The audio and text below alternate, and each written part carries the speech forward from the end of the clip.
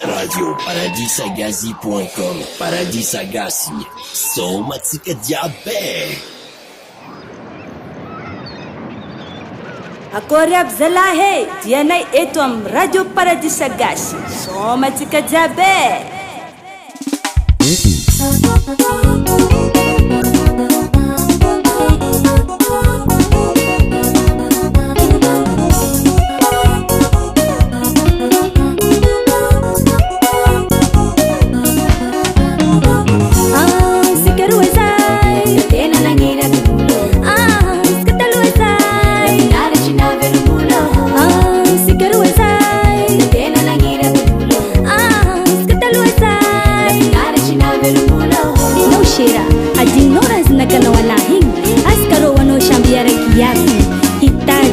Pasikan manajahan, dapat ang konovan kwa, sense na kanawin siya.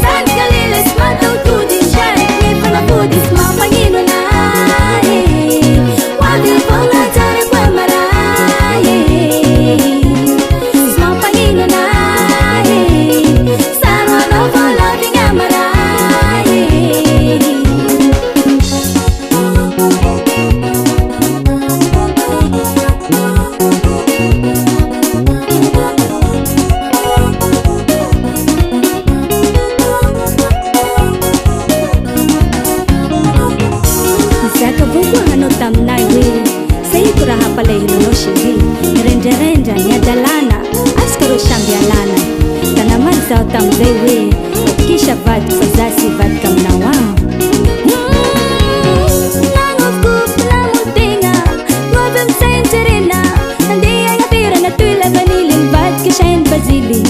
nyalam ni fangarange vat kam ni fanikena atinun tal nyara la shana dar na fete tenga shahira matinya era piadin sarata tenga shahira mananganu abang mahastam tenga shahira mamuting abang rabat ngevlamen san kalilas mataw tudin sharik ni panapudis mapangino na wagi pala jara pamaraye